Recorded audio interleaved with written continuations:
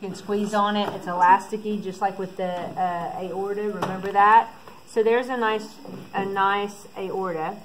Now, if you come over here and look, here is the ureter. Well, how do I know that's a ureter? Okay. Well, if you follow that up, it comes through. It was injected, and this is tearing right there. That comes right up through there, and they've injected it with the yellow latex representing urine and the tubules and the sinuses, okay? That's how you know. So as you come up, okay, so the area here where the ureter, the vein, and the artery all come in is called what? The hilum.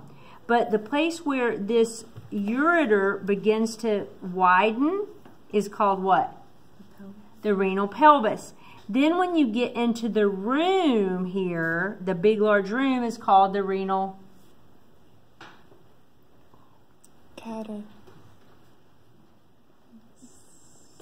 sinus. Renal sinus, okay? Because everybody says, how do I know if it's a renal sinus or a pelvis? The pelvis is right where the ureter begins to widen, but then the room itself is the sinus, okay? Now, let's first look at some tissue, and then we'll come back and look at the rooms.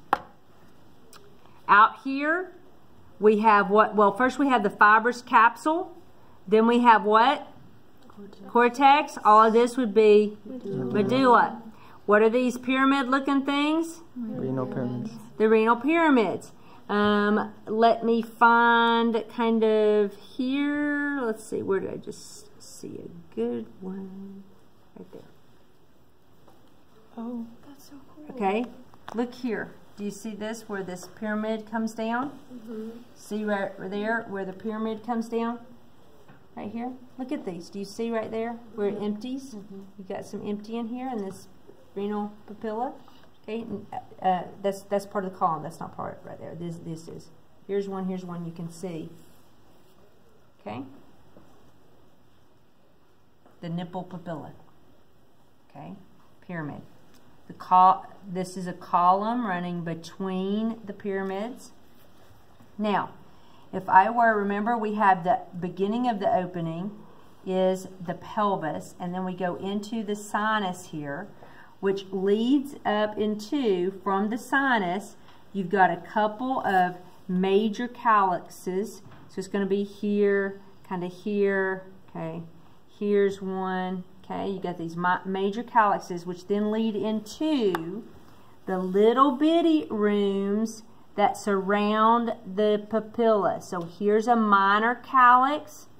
Here's a minor calyx. Okay, there's a minor calyx. Here's a minor calyx. Here's a minor calyx. There's a minor calyx. Everybody understand that? Yeah? Okay. Now, let's talk about, again, the blood flow. We come in through our renal artery. We have these, the venous and arterial systems. Let's think of arteries. As it runs through the column, between the columns, what do we call those vessels? Interlobular? Interlobar. Oh. Interlobar. There are interlobular, but I'm trying not to confuse you, so we're not going to use that term. Interlobar. Then you've got another set of vessels, okay, and here it would be artery coming in, ultimately venous going out. We have another set that arches or arcs. You can see how it arches or arcs over the pyramid. Those are what kind of vessels? Arcuate vessels, okay?